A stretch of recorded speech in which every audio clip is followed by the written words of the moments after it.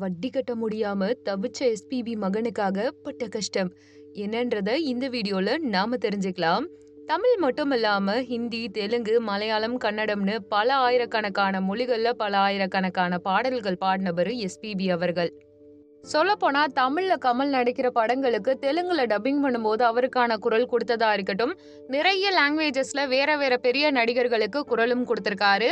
அதையும் தாண்டி முக்கியமா சொல்லணும்னா இசையமைப்பாளர், பாடகர், தயாரிப்பாளர் அப்படின்ட்டு பன்முகத்தன்மை இருக்கு. பாடகர் மனோ எஸ்பிபி அவர்களை பத்தி மனம் திறந்து ஒரு மேடையில பேசியிருக்காரு. அது இணையத்துல வைரல் ஆகியிருக்கு. அவர் என்ன சொல்லியிருப்பாருன்னா, எஸ்பிபி அவர்கள் தமிழ் உள்ளிட்ட பல ஆயிரக்கணக்கான மொழிகள்ல பாடல்கள் பாடி கின்னஸ் உலக சாதனை படைச்சிருக்காரு. தன்னுடைய வசீகரமான குரல்ல கோடிக்கணக்கான ரசிகர்களை கவர்ந்தவர். எஸ்பிபி அவர்களுடைய சிறப்பு என்னன்னு பாத்தீங்கன்னா, அவருடைய குரல் மட்டுமில்ல, இயல்பும் கூட. சொல்லப்போனா எஸ்பிபி, மனோ ரெண்டு பேரோட குரலுமே கொஞ்சம் ஒத்து போற மாதிரி தான் இருக்கும். ரெண்டு பேரும் அண்ணன் தம்பின்னு சொல்லுவாங்க. மானசீக குரு மாதிரி இருந்து வழிகாட்டியா இருந்திருக்காரு மனோவுக்கு எஸ்பிபி அவர்கள். அது மட்டும் இல்லாம பின்னணி பாடகர் மனோவுடைய மகன் துருவன் இருக்கார் இல்லையா, அவரை பத்தி சொல்லணும்னா வட்கானால் அப்படின்ற படத்தின் மூலமா கதாநாயகனா அறிமுகமாகிறாரு.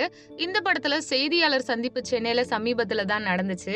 சோ அந்த சந்திப்புல தான் மனோ நிறையவே எஸ்பிபி அவர்கள் பத்தியும் பேசியிருக்காரு. எஸ்பிபி அவர்கள் என்னோட அண்ணன், அவர் மேல எனக்கு இப்பவும் பாசம் இருக்கு. என் பர்சனல் விஷயம் கூட ஷேர் பண்ணியிருக்கேன். அதாவது என்னுடைய மகன்கள் சினிமா ஆர்வம் பத்தி அவர்கிட்ட சொல்லியிருக்கேன். என் பையன் ஒருத்தன் படம் பண்ண ஆசைப்படுறான், இன்னொருத்தன் பாடகனாக ஆசைப்படுறான்னு சொல்லியிருக்கேன். அதுக்கு அவரு, டே நம்ம ஆசைப்பட்டது எல்லாமே நமக்கு நடந்தா நம்ம கடவுள், நம்ம கிட்ட என்னென்ன இருக்கோ அதை வச்சு பசங்க முன்னேற வழி பண்ணு. உதாரணத்துக்கு பெருசா என் வாழ்க்கையே இருக்கு. ஏன்னா என்னோட பையன் நிறைய படம் தயாரிச்சு நஷ்டமாயிடுச்சு. கடைசியில என்ன ஆச்சுன்னா, மொத்தத்துக்கு அந்த கடனுக்கு வட்டி கட்ட வேணாம் பாடி பாடி அந்த வட்டி எல்லாம் கட்டிட்டு இருந்தேன். சோ நீ என்ன பண்றன்னா, நம்மளால இருக்க விஷயத்த வச்சு நம்மளால என்ன முடியுமோ அதை தயவு செஞ்சு வச்சு முன்னேறதுக்கு பாரு. பசங்களுக்கு அது மூலமா என்னென்ன பண்ண முடியுமோ அதை முயற்சி பண்ணி கொண்டு வா அப்படின்ற மாதிரி பேசியிருப்பாரு. கடைசியா ஒண்ணு மட்டும் சொல்லிக்கிறேன், ஒரு பாட்டை நீ பாடும்போது உனக்கு காசு வருது. ஒருவேளை உனக்கு சளி பிடிச்சிருக்குன்னு சொன்னா உன் பையனை பாட வைக்க முடியாது. அதை யாரும் ஒத்துக்க போறது இல்ல. ஒரு பாடகனுடைய காசு மதிப்பு மிக்கதுன்றத புரிஞ்சுக்கோன்னு அண்ணா அட்வைஸ் பண்ணாருன்னு மனோ சொல்லியிருப்பாரு. இப்போ பிரஸ் மீட்ல மனோ அவர்கள் ஷேர் பண்ண இந்த இன்சிடென்ட்டே போதுமானதா இருக்கு ரெண்டு பேருடைய பாண்டிங்க புரிய வைக்கிறதுக்கு.